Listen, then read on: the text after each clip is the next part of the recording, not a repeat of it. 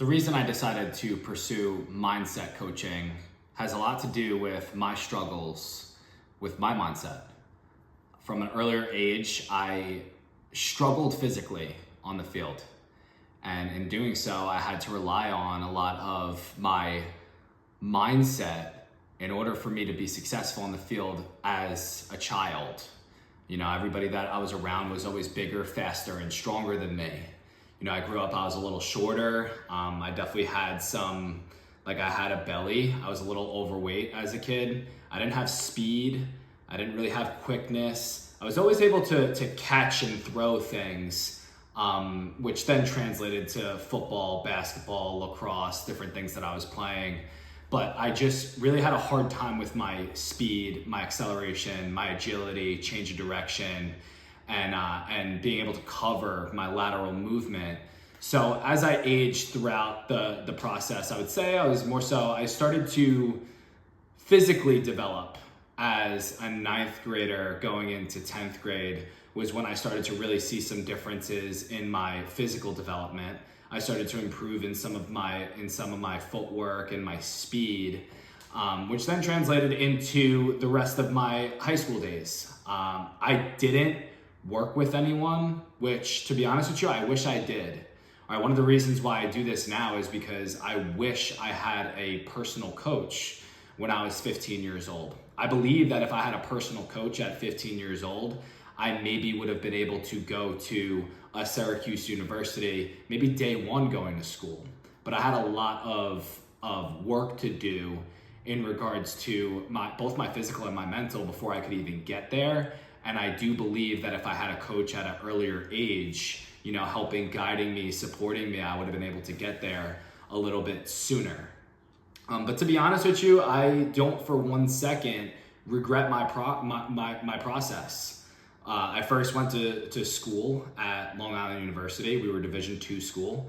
And within that, I learned a lot about the game. I had a really good mentor, Coach Eric Wolf. Extremely good mentor, really good person and a coach. You know, he was one person that, you know, he had standards, he had passion, he had discipline, and he is what actually ignited the thought philosophy behind leaders creating leaders. You know, and to be honest, from day one when I first got there, he did a really good job of making players into leaders because he gave us voice. You know, something that was a little bit different between there and maybe some other experiences that I had growing up was like, it was always, we're listening to coach. It wasn't necessarily, okay, we're listening to coach, but now coach has players on his team that are inspired to talk and they're able to inspire men. You know, and so I really think that he did a really good job of that throughout my time at LIU. And I developed a lot as a lacrosse player there. And then ultimately through my experiences, both on and off the field, I developed as a person. My first 2 years, you know, obviously first year of school, and I think this is something for everyone that's first initially going to school. We don't know who we are. You know, we don't have an identity. For so long, we are our parent or guardian's children, you know, and we take those roles of our parent and guardian. We develop those habits. We have a similar thinking style. When we first go to school and we're completely on our own, all of a sudden it's like, wow, who am I?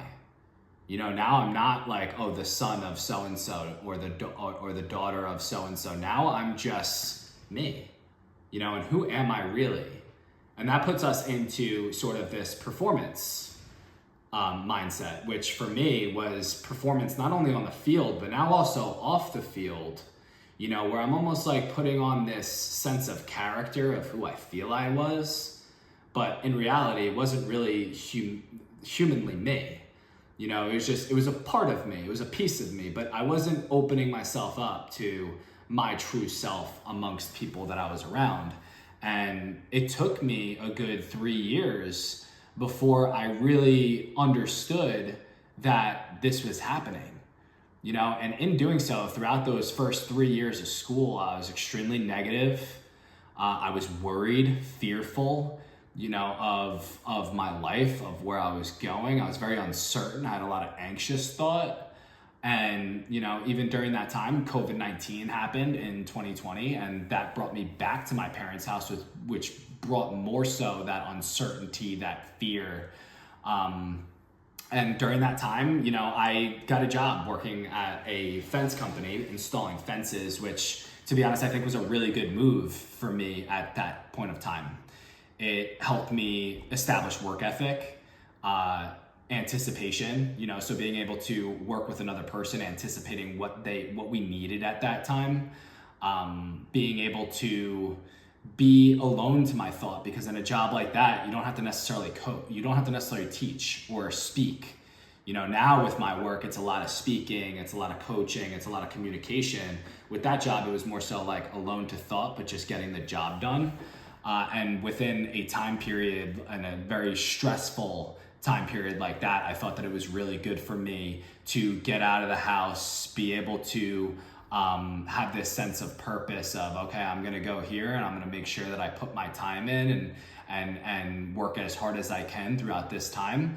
And it gave me this sense of structure going into, and to be honest, I think that helped me going into the next year. The next year at LIU, again, we were under like the COVID-19 restrictions. It stopped a lot of the off the field distractions, which, to be honest with you, I really appreciated. I was lucky enough to have a really good friend group there as well, who was always supportive, so we were all there for each other throughout that time, and we had a good experience. But the reason why I coach mindset is because I've had a lot of growth in it. I've had a lot of growth in mindset. Something that relays to me now is like when I think about myself as a freshman in college compared to senior, that was actually the most amount of growth I would say in a person in comparison to like even when you're talking about from toddler to 18. Like the amount of growth that I made in those 4 years in comparison to 18 years, the amount of growth in those 4 years was like substantial. For instance, an area where I grew was I had a professor in my sophomore year who, I wouldn't even listen to. I looked at this guy, I was like, who is this guy? I had the ego. And I'm like, who is this guy? What does he know what he's doing? I know everything. I'm the smartest guy in the world. And meanwhile, by the time I was a senior, I'm like listening to everything this guy is saying because he really understands both exercise physiology, psychology, but it's because he puts the time in to understanding, and it's because he's also willing to learn from other people. And he created an environment within his classroom that I really appreciated, and I aspire to do within my realm of work, is to create open environments where people can really express thought, without judgment, without like fear of what others like just being able to express thought, because something that somebody else says, it's not always a right or wrong, but you can learn from something that another person is saying. And then regardless topic of conversation, you're piggybacking back and forth and you got multiple brains working. I think the brain is one of the most important things that we can possibly develop as people. And different things that I've used in the past is like, obviously, like I enjoy reading self-improvement books. I think that is something that has really helped me and created the mindset that I have now. But also another form is writing, and being able to write down thought. Think when you're writing one word at a time.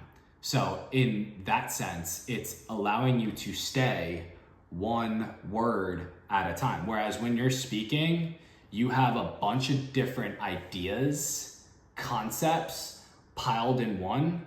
And sometimes it's hard to find that chronological order that flows, that makes sense.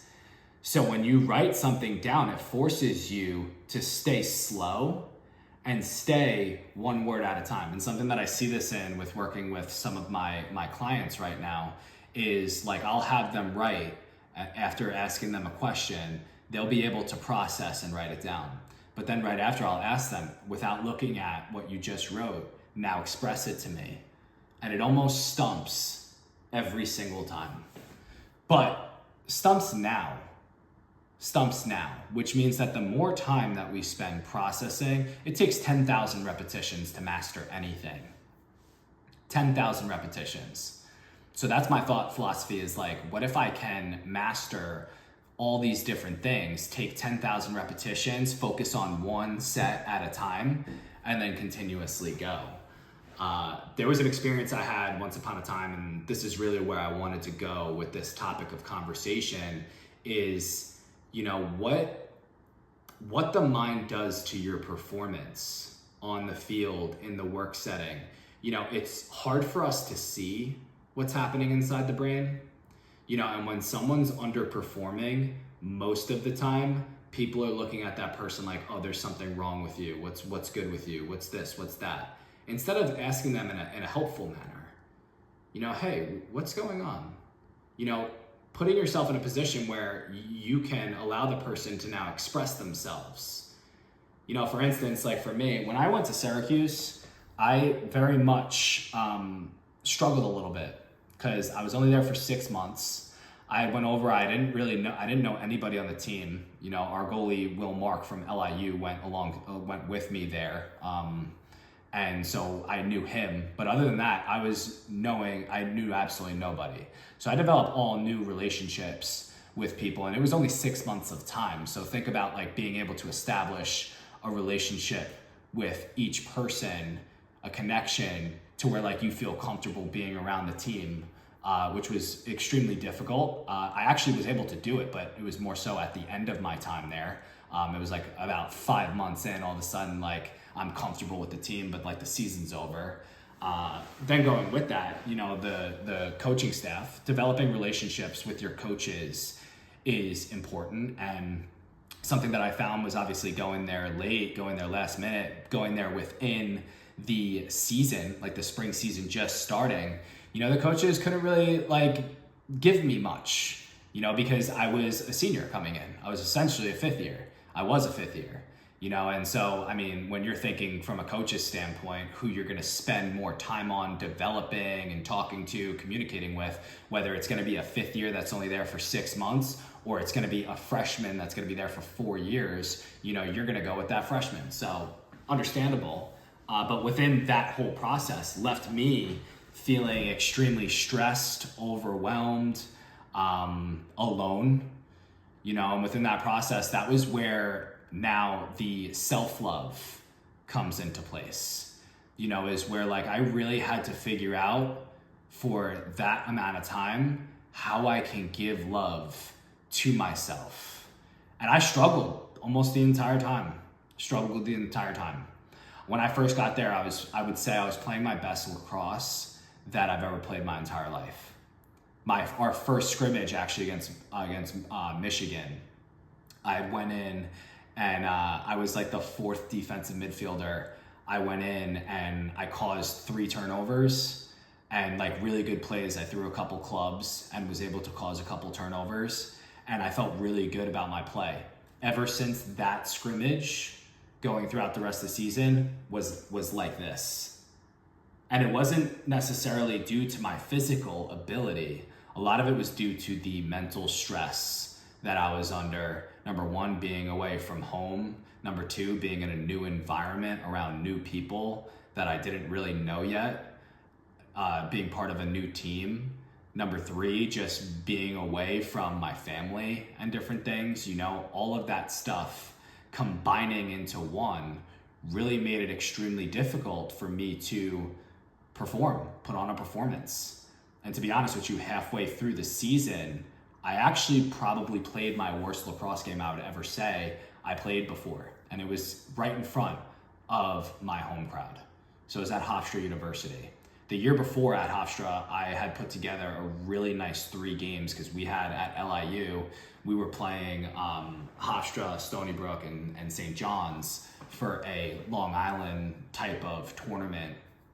And a year later, I'm playing there for a new team, and it's in front of my entire family and friends who showed up to support. And I ended up taking myself out of the game halfway through because I just mentally could not put on a performance anymore. I could not perform. I was not happy. I was extremely upset about the situation. I was extremely alone, and I took myself out of the game. And my performance was, for me, atrocious. And I just almost felt like I was letting the team down at that point, but I also just mentally could not perform anymore. So I took myself off the field. And in doing so, my coach came up to me. It was obviously, like, when you take yourself off the field, sometimes people have some things to say about that, but for me, it was really because I was struggling so deeply inside with my current situation that I just couldn't perform anymore. And I guess just being in front of my friends and family opened me up to that sense of comfort, to where, like, it was like, you know what, I don't need to perform right now. Like, I'm around my family. This helps me. And to be honest with you, it was the worst performance I've ever played within a game. But after the game, I felt extremely supported, loved, and appreciated by my friends and family who were there, even though I didn't play very well. And then I had a couple different decisions, because obviously I was extremely upset with myself for that, because I obviously wanted to play in front of my friends and family and have a good game.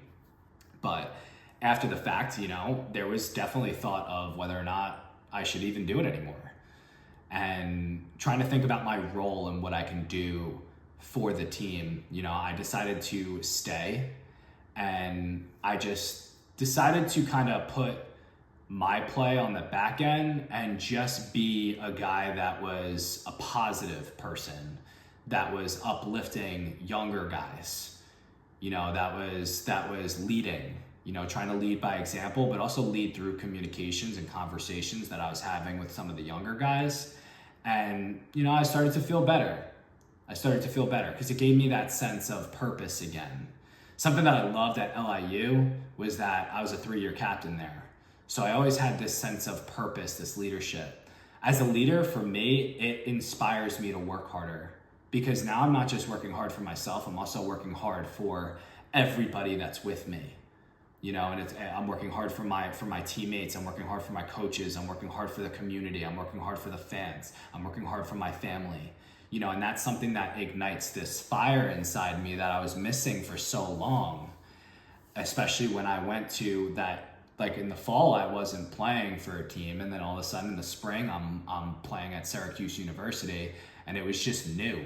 So halfway through the year, I felt a lot better of the situation I was in. And I slowly started to, if I was to put this on a chart, I started up here, gradually went down, and then as I kept going, I slowly went up. And by the time it was our last game, we played at Duke, and I felt like I could perform again, and I felt like myself. But it really did. It went from here slowly down, and then I had to make my way and my climb back up. But a lot of the reason why I struggled that year was my mental game. And to be honest with you, if I had a mentor, a coach, someone that just was there supporting me throughout the process, I think I would have been in a better situation. Because oftentimes, especially when you're on a team, it is just like, okay, you either perform, you're not performing, get out, go sit on the side. And without even any conversation, or like, hey, what's going on? What's the matter with you? Right? And sometimes we live in a world, especially us men, where it's hard for us to communicate sometimes. And oftentimes communication gets looked at as weakness. Communication is not weakness. That's actually something that I learned from that experience. Communication is actually your biggest strength. Your ability to be vulnerable is your biggest strength. But again, how can you be vulnerable and it be successful when it's not really in your control? And it's not. And that's why, again, I like to work with athletes that are going through similar situations, or people that are going through similar situations, where they're not quite performing at the way that they feel that they can perform, but it's not because of anything physical. It has to do with things that are going mental within the brain and to be honest with you, the brain is like a muscle. All right, we can work out the brain just like a muscle, but we got to open ourselves up to actually deciding that we're going to do this, you know. And it's the same exact thing as if I wanted to go on a weight loss journey. I'm deciding, hey, listen, I'm going to put my mind to something. I'm going to go do it. Well, if you want to improve your mindset, it's the same thing. I'm going to go put my mind to something. I'm going to go do it. And then you put together a plan, and then you stay consistent and you go for it. But yeah, I mean, if you are an athlete right now and you are in a position where you're underperforming to the way that you feel like you can perform, and it has nothing to do with your physical, it has something to do with your mental, don't just sit down and accept. Don't just sit down and accept. All right, if you're not fast, you're gonna go out, you're gonna work on your speed. Well, if your mind isn't performing the best way that it possibly can, let's go out and let's work on it. But a lot of that happens off the field. Right? It's not on the field that you're going to see that progress. It's off the field through personal development and self-work. And when you dedicate yourself to that, not only are you going to grow physically and improve your performance, all right, but you're also going to grow mentally, and you're going to be able to be there for other people that are around you.